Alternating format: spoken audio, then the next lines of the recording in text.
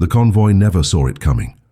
On a frozen morning in 1943, somewhere in the mountains of Nazi-occupied Norway, 15 German military trucks loaded with ammunition, supplies and soldiers began their descent down a winding road that hugged the edge of a cliff. The drivers followed the arrows on the traffic signs, the same signs they had trusted for weeks.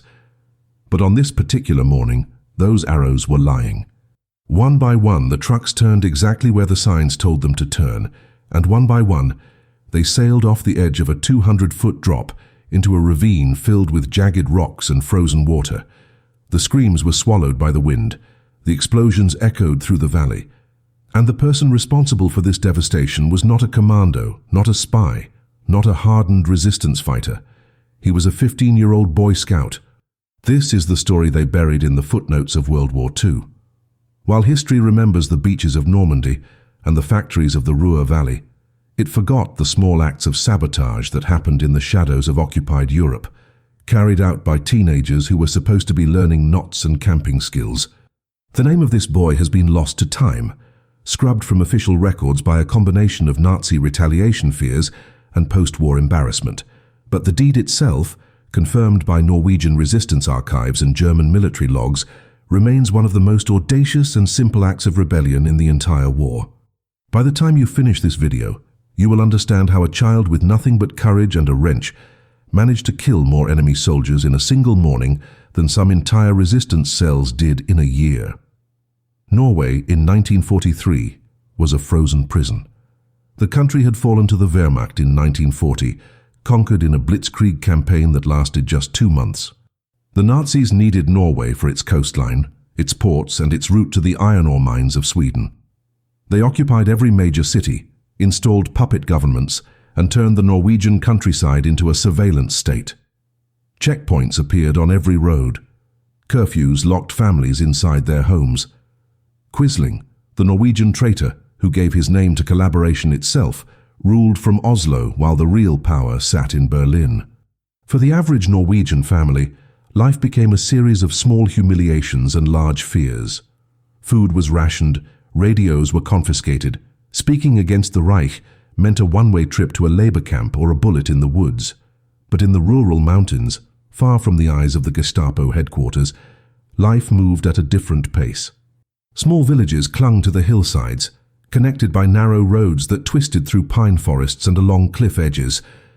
These roads were the arteries of the occupation. Every day, German convoys moved supplies from the coast to the interior, feeding the machine of control.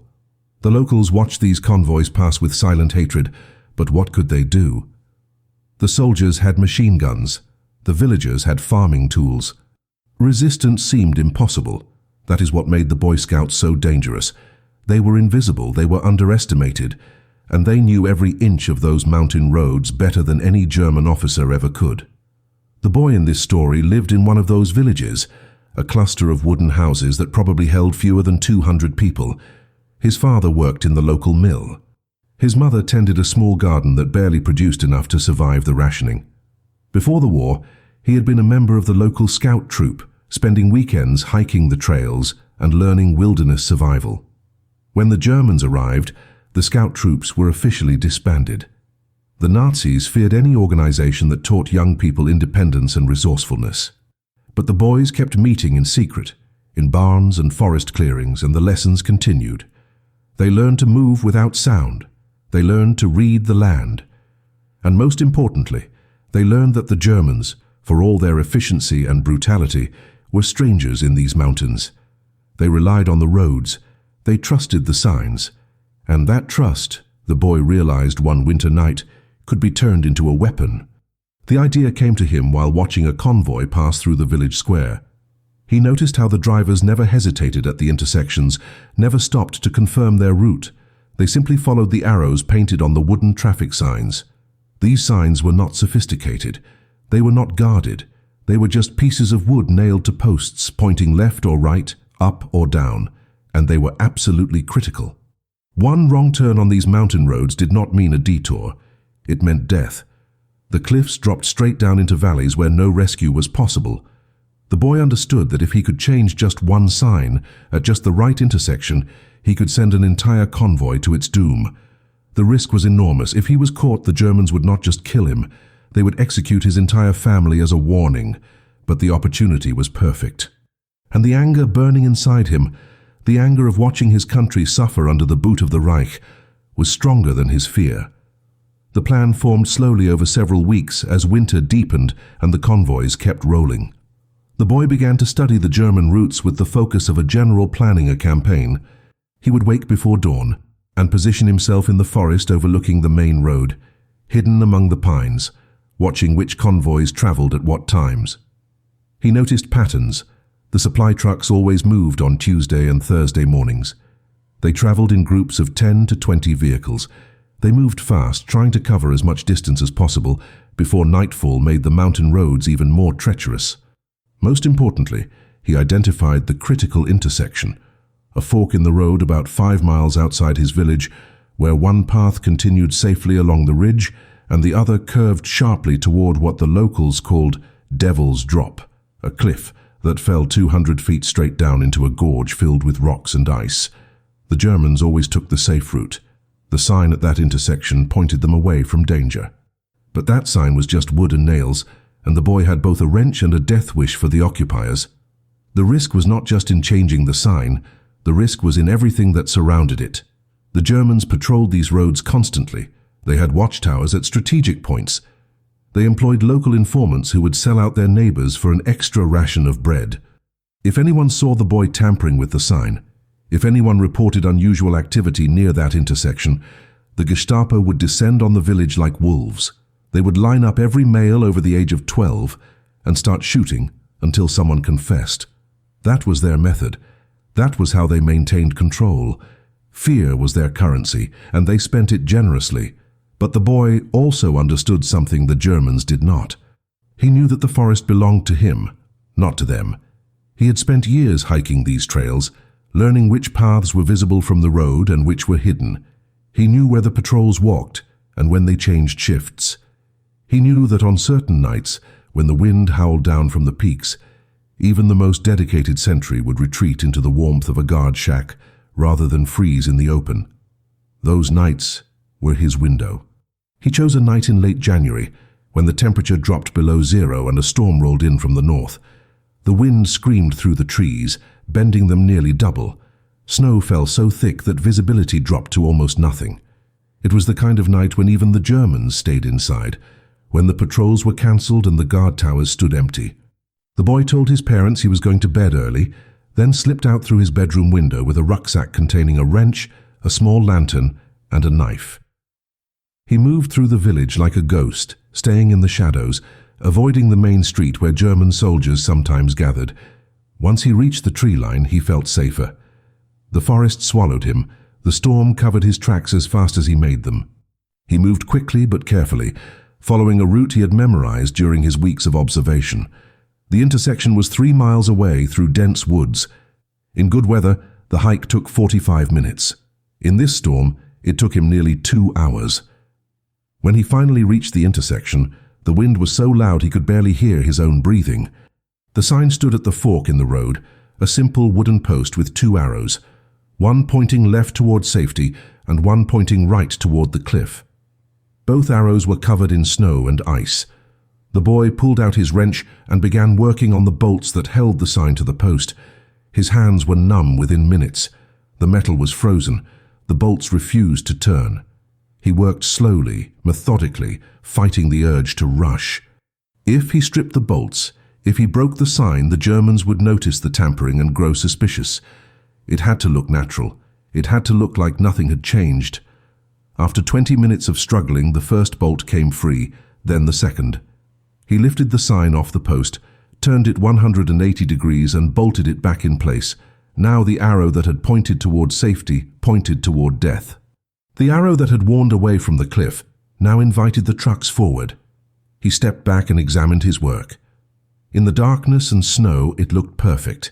It looked untouched. It looked like it had always been this way. The hike back to the village was faster because adrenaline overrode exhaustion.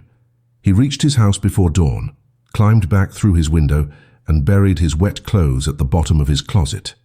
When his mother woke him for breakfast, He pretended to be groggy, pretended that he had slept through the entire storm. But inside, his heart was racing. He had done it. The trap was set. Now all he could do was wait for the convoy to arrive and hope that his calculations were correct. He did not have to wait long. The Germans were nothing if not punctual. Tuesday morning arrived cold and clear, the kind of brutal mountain clarity where the sky turns so blue it almost hurts to look at, and every sound carries for miles. The boy woke early, his stomach twisted into knots. He could not eat breakfast. His mother asked if he was feeling sick, and he lied and said he was fine, just tired from the storm. He walked to school with the other village children, but his mind was not on lessons. It was on that intersection 5 miles away, on that reversed sign standing in the snow waiting. He knew the convoy schedules. If the pattern held, the trucks would leave the coastal depot at 7 in the morning and reach the fork in the road around 9:30. He sat in his classroom staring at the clock on the wall, watching the hands crawl forward with agonizing slowness. 9 o'clock came and went. 9:15, 9:20. At 9:25 he heard it. A low rumble in the distance growing louder, the unmistakable sound of heavy diesel engines grinding up the mountain road. The teacher was writing something on the chalkboard about Norwegian history, about the kings and queens of the old days, the irony of which was not lost on the boy. Here they were, occupied and controlled, learning about a past that felt like fiction, while the present roared past their windows. The sound of the convoy grew closer. The boy could hear individual truck engines now, could hear the squeal of brakes as the vehicles navigated the tight curves. Other students began to notice. Heads turned toward the windows. The teacher stopped writing and listened. German convoys were common, but something about this one felt different. It was larger than usual. The sound went on and on, truck after truck after truck. The boy counted in his head. 10 vehicles, 15, 20. It was a major supply run, perhaps one of the biggest of the winter. His hands started to shake. He gripped the edge of his desk to steady himself. If this worked, if the sign did what he intended, he was about to kill dozens of German soldiers, maybe more. The weight of that realization hit him like a physical blow. The convoy passed through the village without stopping, a long snake of green canvas and black iron winding its way up the mountain road. The soldiers in the trucks looked bored, cold, wrapped in heavy coats, smoking cigarettes, staring at nothing. They had made this run dozens of times. It was routine, it was safe. They had no reason to suspect that a 15-year-old boy with a wrench had turned their safe route into a death sentence. The sound of the engines began to fade as the convoy climbed higher into the mountains, heading toward the intersection. The boy looked at the clock again. 9:45. The intersection was 15 minutes away at convoy speed. He felt like he was going to vomit. He wanted to run out of the classroom, to sprint up the mountain and rip the sign down, to stop what he had started. But he could not move. He could only sit there, frozen, listening to the sound of the trucks growing fainter and fainter until they disappeared entirely into the distance. The classroom fell back into its usual rhythm. The teacher resumed the history lesson. Students opened their notebooks and pretended to care about dead kings, but the boy could not hear any of it. His mind was in the forest, watching an invisible clock count down to the moment when the lead truck would reach the fork in the road and the driver would look at the sign and turn the wheel. He imagined it frame by frame. The truck turning. The driver realizing too late that the road was ending.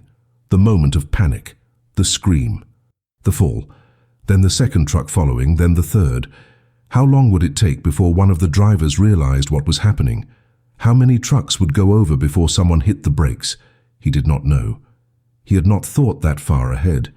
He had only thought about revenge, about striking back, about making the Germans pay for what they had done to his country. But now, sitting in that classroom with his heart hammering in his chest, he understood that he had just committed an act of war. The explosion, when it came, was distant but unmistakable. A deep, rolling boom that echoed through the valley, followed by another, then another. The sound was not continuous. It came in waves, each blast separated by a few seconds, like fireworks at a festival, except there was nothing festive about it. The classroom went silent. Every head turned toward the windows again. The teacher's face went pale. One of the girls started crying. Everyone in that village knew what an explosion on the mountain road meant. It meant an accident. It meant death. It meant the Germans would come looking for someone to blame. The boy sat perfectly still, his face carefully neutral, even as his entire body screamed with terror and triumph. It had worked. The sign had worked. The convoy was gone. The explosions continued for nearly 10 minutes, a symphony of destruction that rolled across the mountains like thunder. Each blast was the sound of a truck hitting the rocks below, its fuel tank rupturing, its ammunition cargo detonating in a chain reaction of fire and metal. The boy sat in that classroom listening to the sound of his own handiwork, and with each new explosion, the reality of what he had done became more concrete and more terrifying. He had expected 1 or 2 trucks to go over before the convoy stopped. He had not expected this. He had not expected the entire line of vehicles to follow each other into the abyss like lemmings, each driver trusting the truck ahead, each one assuming that if the lead vehicle turned that direction, it must be safe. The Germans, for all their military precision and discipline, had walked straight into the trap with their eyes wide open. Their reliance on order and routine had become their death sentence. Within an hour, German military vehicles began flooding into the village. They came fast and angry, soldiers jumping out before the trucks even stopped moving, their weapons drawn, their faces twisted with rage and confusion. The villagers were ordered out of their homes at gunpoint and assembled in the village square. Women clutched their children. Old men stood with their hands raised. The boy stood with his classmates, trying to look as frightened and confused as everyone else, which was not difficult because he was genuinely terrified. An officer began shouting in broken Norwegian, demanding to know if anyone had seen anything suspicious, if anyone had been near the mountain road, if anyone had information about sabotage. The word sabotage hung in the air like a guillotine blade. The Germans knew. They had already been to the intersection. They had already seen the reversed sign. They knew this was not an accident. They knew someone in this village or one of the surrounding villages had declared war on the Reich, and they were going to find that person even if they had to burn every house to the ground. The interrogations began immediately. The Germans set up a command post in the village hall and started pulling people in one by one. They questioned the men first, the ones who might have the physical strength to climb to the intersection and change the sign. They asked about movements, about alibis, about who had been where during the storm. They brought in dogs to search for tracks leading from the village to the forest. They examined boots for mud and clothing for tears. The boy watched all of this happen from across the square, his mind racing through every detail of his journey to the intersection, trying to remember if he had left any evidence behind. He had worn his oldest boots, the ones with worn soles that left no distinctive pattern. He had buried his wet clothes. He had told no one, not even his closest friends. But the storm had been 2 nights ago. Snow had fallen since then. His tracks would be covered. The dogs would find nothing. He repeated this to himself like a prayer over and over, trying to believe it. His turn came in the late afternoon. 2 soldiers escorted him into the village hall, where a Gestapo officer sat behind a desk, smoking a cigarette and studying a map of the area. The officer was young, maybe 30, with cold blue eyes and a scar across his left cheek. He looked at the boy the way someone might look at an insect, with casual contempt and mild curiosity. The questions started simple. Name. Age. Where do you live? Where were you 2 nights ago? The boy answered in a quiet voice, keeping his story simple and boring. He had been home. He had gone to bed early because of the storm. His parents could confirm this. The officer wrote nothing down. He just watched the boy's face, looking for the telltale signs of lying, the dart of the eyes, the sweat on the forehead, the tremor in the hands. But the boy had trained for this without knowing it. Years of hiding in the forest, years of watching animals and learning to move without disturbing them, had taught him patience and control. He met the officer's gaze without flinching. He kept his breathing steady. He became boring. After 15 minutes of questioning, the officer waved him away with disgust. The boy was just another peasant child, too young and too stupid to pull off something this sophisticated. The Gestapo was looking for an adult, probably someone with military training, maybe a former Norwegian soldier or a resistance operative who had infiltrated the area. A 15-year-old scout was beneath suspicion. The boy walked out of the village hall on shaking legs, past the other villagers still waiting to be questioned, and headed home. He did not run. He did not look back. He simply walked, one foot in front of the other, until he reached his house and closed the door behind him. Only then, alone in his room, did he allow himself to breathe. He had survived the first test, but he knew the Germans would not stop. They would keep searching. They would keep questioning. And sooner or later, someone might remember seeing something, might put pieces together, might point a finger in his direction. He had won the battle, but the war for his own survival had just begun. The German investigation consumed the village for 3 full days. Soldiers went door to door, searching attics and cellars, looking for evidence of resistance activity. They confiscated tools that could have been used to remove the sign, wrenches and hammers and anything metal. They photographed the boots of every male in the village, creating a catalogue of sole patterns to compare against any tracks they might find.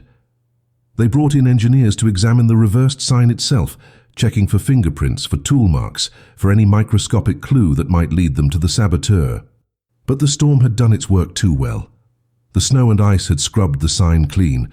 The tracks leading to and from the intersection had been buried under 2 feet of fresh powder. The Germans had a crime scene. They had bodies being pulled from the ravine. They had twisted metal and burned cargo scattered across the rocks, but they had no suspects. The frustration was visible on their faces, a simmering rage that threatened to boil over into indiscriminate violence at any moment. On the 4th day, the executions began. The Germans decided that if they could not find the guilty party, they would punish the community as a whole. They selected 10 men at random from the village and the surrounding farms, lined them up against the wall of the church, and shot them in front of the entire population. The message was clear. This is the price of resistance.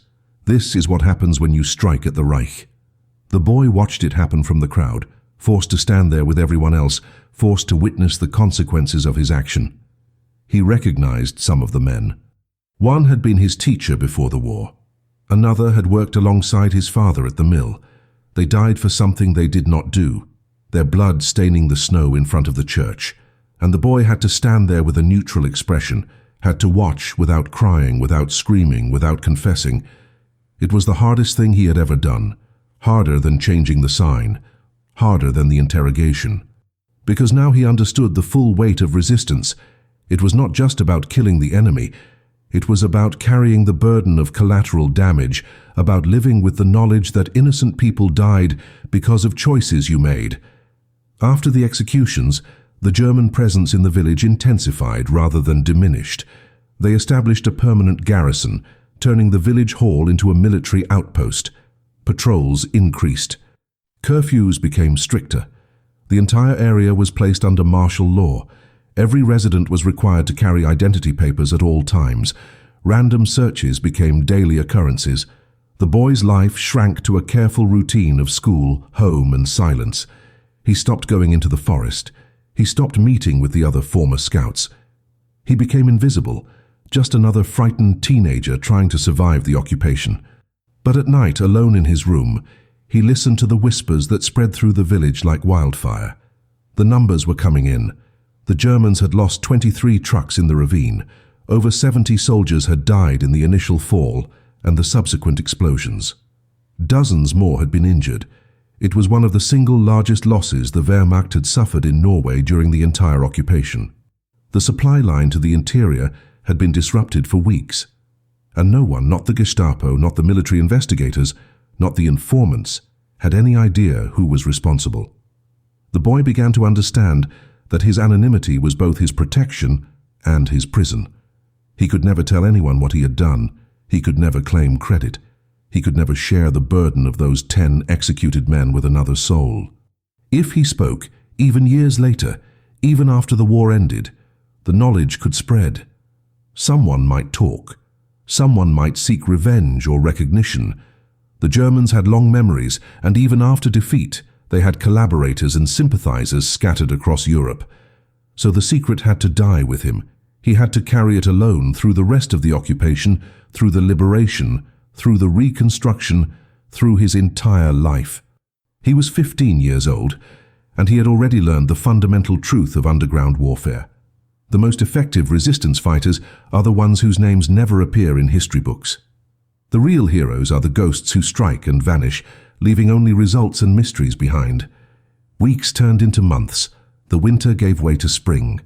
The German garrison remained, but the intensity of their search eventually faded as other priorities demanded attention. The war was not going well for the Reich. The Eastern Front was collapsing. Allied bombers were reducing German cities to rubble.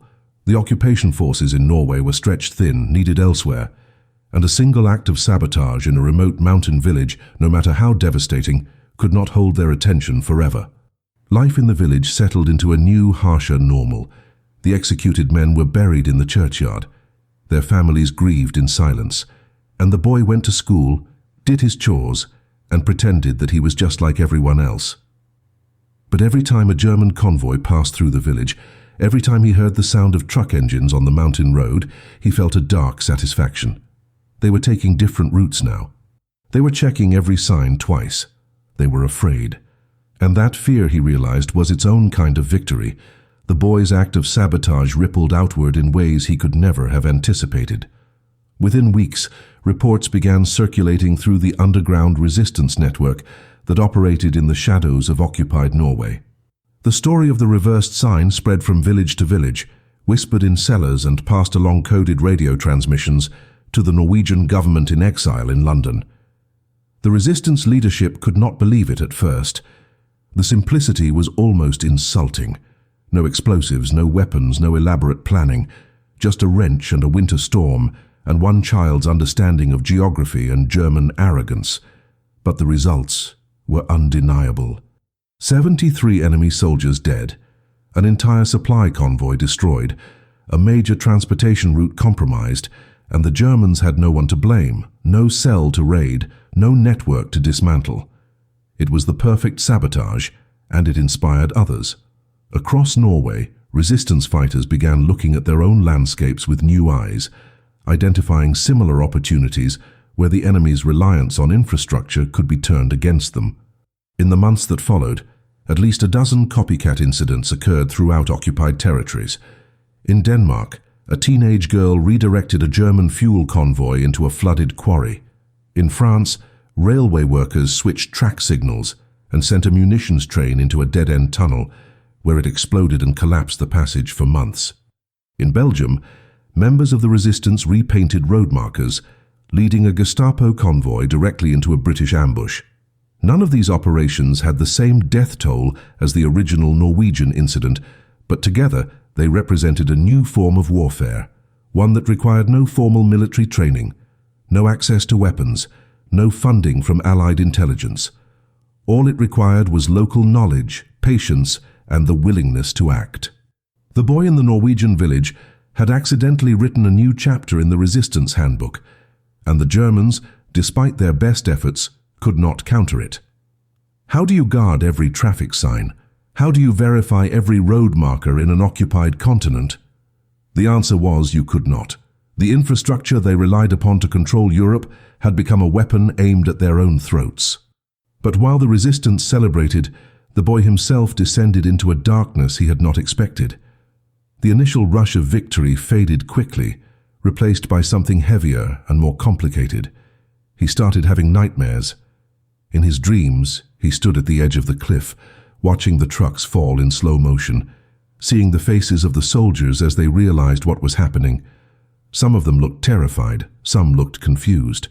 Some looked exactly like the boys from his village, young men who had been drafted into a war they did not choose. He knew they were the enemy. He knew they were occupiers. He knew that every German soldier in Norway was complicit in the oppression of his people. But knowing something intellectually and living with the emotional weight of it were two different things. He had killed 73 people.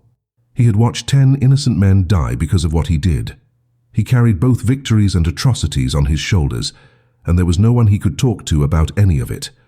His behavior began to change in subtle ways that his parents noticed but could not explain. He became withdrawn, spending hours alone in his room or walking in the forest. He stopped smiling. He flinched at loud noises. When his mother asked what was wrong, he told her he was just tired of the occupation, tired of the Germans, tired of being afraid all the time. She believed him because that description fit every Norwegian teenager in 1943. What she did not see was that her son was suffering from something that would not have a name for decades, something that soldiers returning from Vietnam would eventually call post-traumatic stress. He had gone to war without leaving his village, and the war had followed him home, hiding in his thoughts, waiting for quiet moments to ambush him with memories of explosions and executions. He learned to function through it, learned to bury the trauma beneath layers of routine and normalcy, but it never truly went away. It became part of him, a shadow that followed him everywhere, the price of striking back at an enemy that seemed invincible. As 1943 turned into 1944, the war began to shift. The Allies landed in Normandy. The Soviet army pushed westward. The Reich, which had seemed eternal and unstoppable just 2 years earlier, started to crack. In Norway, the occupation forces grew nervous, more brutal in some ways, more desperate in others. They knew they were losing. They knew the end was coming. But they held on with savage determination, and the boy watched and waited, wondering if he would live to see liberation or if the Germans would kill him in some final spasm of violence before they retreated. He had survived this long by being invisible, by keeping his secret locked away, by appearing to be nothing more than a frightened teenager counting the days until freedom. But inside, where no one could see, he was still standing at that intersection in the snow, still turning that sign, still sending those trucks over the edge, over and over again, forever. Liberation came to Norway in May of 1945, not with a dramatic battle but with a quiet collapse. The German forces, cut off from Berlin and surrounded by Allied advances on all fronts, simply surrendered. One day the village was occupied, the next day the soldiers were laying down their weapons and waiting to be processed as prisoners of war. The Norwegian flag, hidden in attics and cellars for 5 long years, reappeared on every building. People flooded into the streets crying and embracing, celebrating the end of a nightmare that had consumed their lives. The boy stood in that crowd watching the Germans march away under guard, and he felt nothing, no joy, no relief, no sense of victory. He had imagined this moment 1,000 times during the occupation, imagined how it would feel to watch the enemy leave, but now that it was happening, all he felt was emptiness. The war was over, but the war inside him would never end. He had killed for his country. He had watched innocent people die because of his actions, and now everyone around him was celebrating as if none of it had cost anything, as if freedom had simply arrived like a gift rather than being purchased in blood and guilt. In the weeks after liberation, the resistance came out of the shadows. Men and women who had fought in secret for years suddenly had names and faces and stories. The government in exile returned from London. Medals were distributed, ceremonies were held. The heroes of the Norwegian resistance were celebrated in newspapers and on radio broadcasts, their exploits documented and mythologized. But the boy's name never appeared in any of those stories. The incident with the convoy, while known within resistance circles, remained officially unattributed. The Norwegian authorities had their reasons for this silence. First, the saboteur had never come forward to claim responsibility, which made verification impossible. Second, the execution of the 10 villagers complicated the narrative. How do you celebrate an act of resistance that resulted in German reprisals against civilians? It was easier to let the story fade into ambiguity, to acknowledge that something had happened without dwelling on the messy details of who did it and what it cost. And third, there was the matter of age. If the rumors were true, if the person responsible really was a teenage boy, then admitting it meant admitting that Norway had sent children to war, which was not the image the new government wanted to project to the world. The boy himself had no interest in coming forward. He watched the celebration of other resistance fighters with a mixture of respect and distance. He understood that they deserved recognition for their bravery, but he also understood that his own story was different. What he had done was not heroic in the traditional sense. It was not a fair fight. It was not soldiers against soldiers. It was a child with a wrench committing mass murder through deception, and 10 innocent men had paid the price for it. There was no way to tell that story that made anyone feel good. so he stayed silent. When his father asked if he had heard about the mysterious sabotage that had killed all those Germans, the boy shrugged and said he had heard rumors, but did not know the details. When his friends speculated about who might have been responsible, he participated in the speculation, throwing out theories like everyone else, hiding in plain sight. The secret that had protected him during the occupation continued to protect him after liberation. But now it was a different kind of protection. Now it was protecting him from uncomfortable questions and moral complexity and the burden of being called a hero for something that felt more like a sin. Years passed. The village rebuilt. The executed men were memorialized with a plaque in the church. The boy finished school, took a job, got married, had children of his own. He lived a quiet life, the kind of life that millions of Europeans lived after the war, trying to forget the horrors and move forward into a future that seemed impossibly fragile. He never spoke about what he had done, not to his wife, not to his children, not to anyone. The secret became so deeply buried that sometimes he could almost convince himself it had happened to someone else, that the boy who climbed through the snow and reversed that sign was a different person entirely. But every year on the anniversary of that January morning, he would wake from the same nightmare, the sound of trucks falling and exploding echoing through his mind, and he would know that the past was not past, that it was still there, waiting, patient as a predator. The true scale of what he had accomplished remained hidden for decades. The German military records captured by the Allies at the end of the war were sealed in archives and slowly declassified over the following 50 years. It was not until the 1990s that historians combing through those documents discovered the full report of the incident. The convoy had been carrying more than just supplies. It had been transporting gold bullion stolen from Norwegian banks, destined for Berlin to help fund the collapsing war effort. It had been carrying classified documents detailing German defensive positions along the coast. It had been carrying a high-ranking SS officer who was traveling to inspect security arrangements at a nearby labor camp. The boy had not just killed 73 soldiers. He had disrupted a major financial transfer, compromised military intelligence, and eliminated a key figure in the occupation's command structure. By any strategic measure, it was one of the most successful single acts of sabotage in the entire Norwegian resistance. And the person responsible had been 15 years old, had used no explosives, had required no outside support, and had never told a soul. The boy, now an old man in his 70s, learned about the declassified documents by accident. It was 1997, and he was living in a small apartment in Oslo, retired from a lifetime of unremarkable work. His wife had passed away 3 years earlier. His children had moved to other cities, busy with their own lives. He spent his days reading newspapers and taking walks along the fjord, a routine that gave shape to the loneliness. One afternoon, while browsing a bookstore, he came across a new history of the Norwegian resistance. Thick and heavily footnoted, the kind of academic work that most people would find dry. But something on the back cover caught his eye. A brief mention of unresolved sabotage incidents, including a mysterious convoy disaster in 1943. He bought the book and took it home, his hands trembling slightly as he turned the pages. When he reached the chapter about his village, about that January morning, he had to sit down. The historians had pieced together more than he ever knew. They had the German after-action reports. They had casualty lists. They had descriptions of the cargo. They had even interviewed some of the surviving German soldiers decades later, men who had been in vehicles further back in the convoy and had watched the trucks ahead disappear over the cliff. The book called it one of the great mysteries of the occupation. Who had done it? The authors had theories. Maybe it was a team of British commandos. Maybe it was a sleeper agent from the Soviet intelligence network. Maybe it was a coordinated resistance cell that had been wiped out in the subsequent German crackdown, their identities lost forever.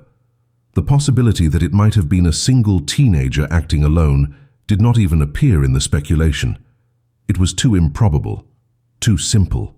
The authors spent pages analyzing the strategic implications, praising the unknown saboteur's understanding of German logistics and psychology, building up a phantom operative who existed only in their imaginations.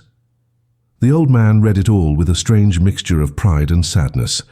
They had gotten the facts right, but the story completely wrong. There had been no commandos, no spy networks, no master plan. There had only been a frightened boy with a wrench and a desire to hurt the people who had hurt his country. Everything else, all the strategic brilliance they attributed to the act, had been luck and geography and German overconfidence. He considered for the first time in 50 years telling someone the truth. He could write a letter to the historians. He could contact the Norwegian Resistance Museum. He could finally step out of the shadows and claim his place in history. But every time he reached for a pen, he stopped. What would be the point? The war had been over for half a century. Most of the people who had lived through it were dead. His story would be interesting for a few weeks, maybe generate some newspaper articles, maybe earn him an invitation to speak at a memorial service. But it would also reopen old wounds. The families of the 10 executed men still lived in that village. Their grandchildren played in the same streets where their ancestors had been shot. How would they feel learning that their relatives had died because of a teenager's act of sabotage? Would they understand?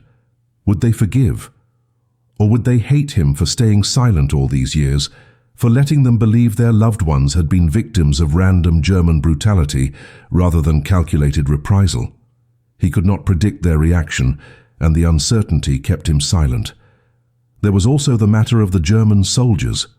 73 men had died that morning, and while they had been the enemy, while they had been part of an occupying force that committed atrocities across Europe, they had also been human beings.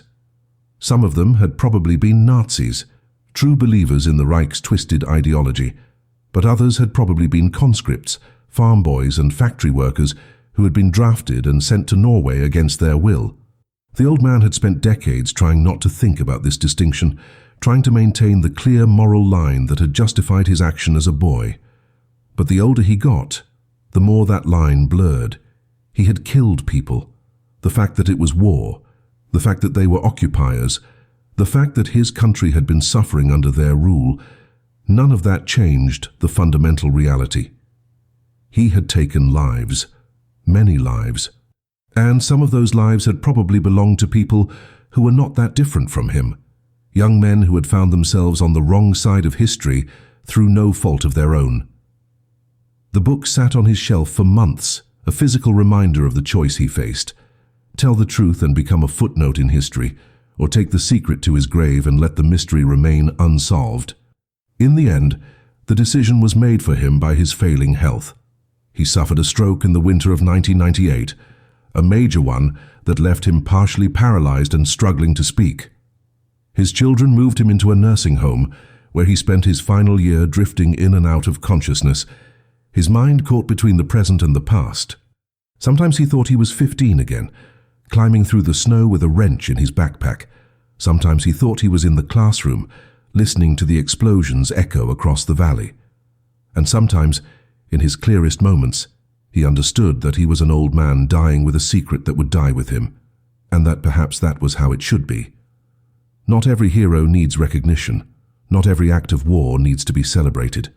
Some things are better left in the fog, mysterious and unresolved, known only to the person who lived them and the ghosts who haunt their memory. The old man died in March of 1999, alone in his nursing home room on a rainy afternoon. His children arrived too late, caught in traffic, and by the time they reached his bedside, he was already gone. There was no deathbed confession, no final revelation, no last-minute decision to unburden himself of the secret he had carried for 56 years. He simply stopped breathing, and the truth went with him. His funeral was small and quiet, attended by family and a handful of elderly neighbors who remembered him as a decent man, a hard worker, someone who kept to himself but was always polite. The priest spoke about faith and resilience and the generation that had survived the war. Generic phrases that could have applied to any Norwegian of that age. No one mentioned resistance. No one mentioned heroism. No one had any idea that they were burying one of the most effective saboteurs in Norwegian history. He was cremated, and his ashes were scattered in the fjord, dissolving into the same cold water that had reflected the smoke from burning German trucks 56 years earlier. His children, while going through his belongings, found the book about the resistance sitting on his shelf. They flipped through it, noticed that he had dog-eared certain pages, underlined certain passages, all relating to the Convoy incident near their father's childhood village. They found this curious but not extraordinary. Many people who had lived through the occupation were interested in resistance history. It was natural that their father would want to read about events that had happened near his home. They donated the book to a local library, along with the rest of his collection, and thought nothing more of it. The secret, so carefully guarded, nearly survived intact. But secrets have a strange way of leaking, even after death, especially when they involve documentation. The old man had kept something that his children did not find, something he had hidden years earlier, in a place he thought was safe, but which he had forgotten in the fog of his declining mind. In 2003, 4 years after his death, the apartment building where he had lived for 30 years was demolished to make way for new construction. During the demolition, workers tearing out the old radiators in what had been his unit found a small metal box wedged behind the heating pipes, covered in rust and dust. Inside the box was a diary, handwritten in Norwegian, dated 1943. The construction foreman, thinking it might be historically significant, turned it over to the Oslo Museum of Cultural History rather than throwing it away with the rest of the debris. The museum catalogued it and filed it away, one more artifact among thousands, where it sat unread for another 6 years. It was not until 2009, when a graduate student researching daily life during the occupation requested access to personal documents from that period, that anyone actually opened the diary and read what was inside. The entries were sparse, just a few sentences here and there, the writing of a teenager who was not naturally inclined toward journaling. Most of it was mundane: complaints about the cold, descriptions of rationing, observations about German patrols. But then, dated January 19, 1943, there was an entry that made the graduate student's breath catch in her throat. The handwriting was shakier than the other entries, as if written by someone whose hands were trembling. It read in Norwegian, translated here to English. "I did it last night. Changed the sign at the fork. The storm covered my tracks. No one saw me. This morning the convoy came. I heard the explosions from school. So many explosions. More than I thought. They are questioning everyone now. 10 men were shot today because of what I did. I do not know if I am a hero or a murderer. I do not know if God will forgive me. I do not know if I will ever sleep again without hearing those sounds. But they are dead. 73 of them are dead, and I am alive, and I will never tell." The graduate student brought the diary to her faculty advisor, who brought it to the museum director, who brought it to a panel of historians specializing in World War II and the Norwegian resistance. They examined the diary for authenticity, checking the paper, the ink, the handwriting consistency across all entries. They cross-referenced the dates and details with known historical events. They tracked down the old man's family and obtained DNA samples to compare against saliva residue on the diary's pages. Every test confirmed what the diary claimed. It was genuine. The mystery that had puzzled historians for 66 years had been solved by a forgotten journal hidden behind a radiator. The unknown saboteur finally had a name, an identity, a human face. The boy who had reversed the sign was real. And he had been exactly what the historians thought was impossible.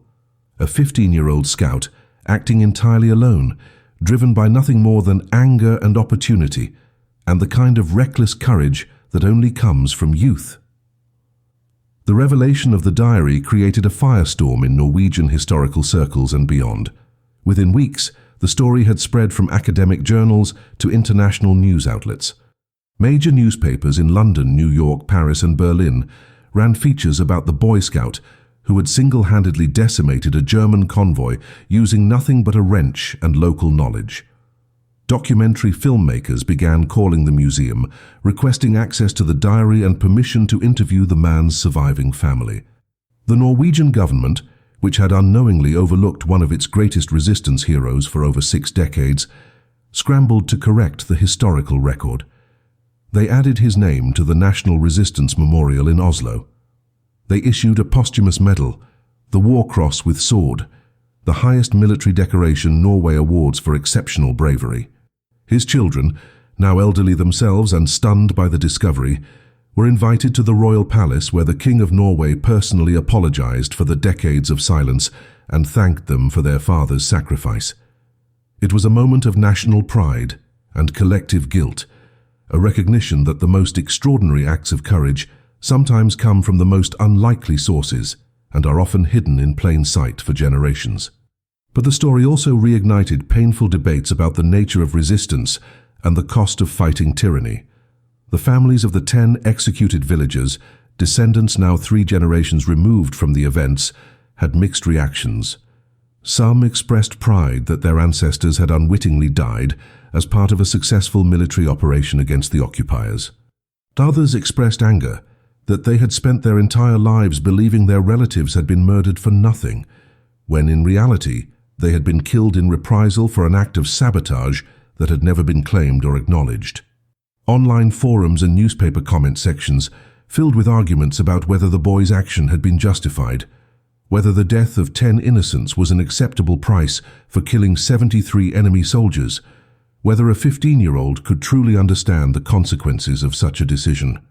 The debate was heated and often vicious, reflecting deeper disagreements about war morality and the impossible choices that occupation forces upon ordinary people. Some called him a hero. Some called him a murderer. Most recognized that he was both, that war creates situations where heroism and atrocity become inseparable, where the same act can be simultaneously noble and horrific, depending on which side of the cliff you are standing on. The diary itself became a touring exhibit, displayed in museums across Norway and eventually in other countries that had experienced Nazi occupation. People lined up for hours to see the small, rust-stained journal, to read the shaky handwriting of a traumatized teenager, processing an act of violence that would haunt him for the rest of his life. The entry about the execution of the 10 villagers was particularly powerful, a raw admission of guilt and confusion that contrasted sharply with the triumphant narratives usually associated with resistance stories. Educators began using the diary in schools as a teaching tool, not to glorify war or violence, but to illustrate the complexity of moral decision-making under extreme circumstances. Students were asked to put themselves in the boys' position, to consider what they would have done, to grapple with the reality that sometimes there are no good choices, only terrible ones and slightly less terrible ones. The diary became a reminder that history is not clean, that heroes are not perfect, and that the people who fight for freedom often carry scars that never fully heal. Perhaps the most unexpected consequence of the diary's discovery was its impact on historical methodology itself. The incident proved that even in the most documented conflict in human history, even in a war where millions of pages of records were kept and preserved, enormous gaps still existed. How many other acts of resistance had gone unrecorded? How many other heroes had taken their secrets to the grave? How many stories had been lost because the people who lived them were too traumatized, too humble, or too afraid to tell? The Norwegian resistance archives were reopened and re-examined with fresh eyes. Historians began actively seeking out hidden diaries, forgotten letters, and obscure family documents that might contain similar revelations. The search expanded to other occupied countries, and slowly more stories began to emerge. A Belgian schoolteacher who had hidden Allied pilots in her attic for 3 years, a French railway worker who had sabotaged hundreds of locomotives through subtle mechanical failures, a Polish nun who had smuggled Jewish children out of the Warsaw Ghetto, disguised as typhus victims. Each story had been invisible to history, preserved only in private documents that had been stored away and forgotten. The boy's diary had opened a door, and behind that door was an entire hidden dimension of the war, populated by ordinary people who had done extraordinary things and then vanished back into anonymity. Today, 75 years after that January morning in 1943, the story of the Boy Scout and the reversed traffic sign has become part of Norwegian national memory, taught in schools and commemorated in monuments. A plaque now stands at the intersection where he changed the sign, marking the spot where one teenager's act of defiance killed more enemy soldiers than some entire resistance operations. But the real legacy of his story is not the body count or the strategic impact. The real legacy is the reminder that resistance does not always come from trained soldiers or intelligence operatives or political leaders. Sometimes it comes from children. Sometimes it comes from people who have no business being at war, but who find themselves in the middle of one anyway and decide that doing nothing is not an option. The boy with the wrench proved that you do not need an army to fight tyranny. You just need courage, opportunity, and the willingness to live with the consequences of your actions for the rest of your life. His story was buried for decades, forgotten by everyone except the ghosts that haunted his dreams, but now it lives on as a testament to the power of individual action and the price of freedom. And maybe, just maybe, that is exactly what he would have wanted. To be remembered not as a hero or a killer, but as a reminder that even in the darkest times, even when the enemy seems invincible, there is always someone willing to stand up and fight back, no matter how young, no matter how scared, no matter the cost.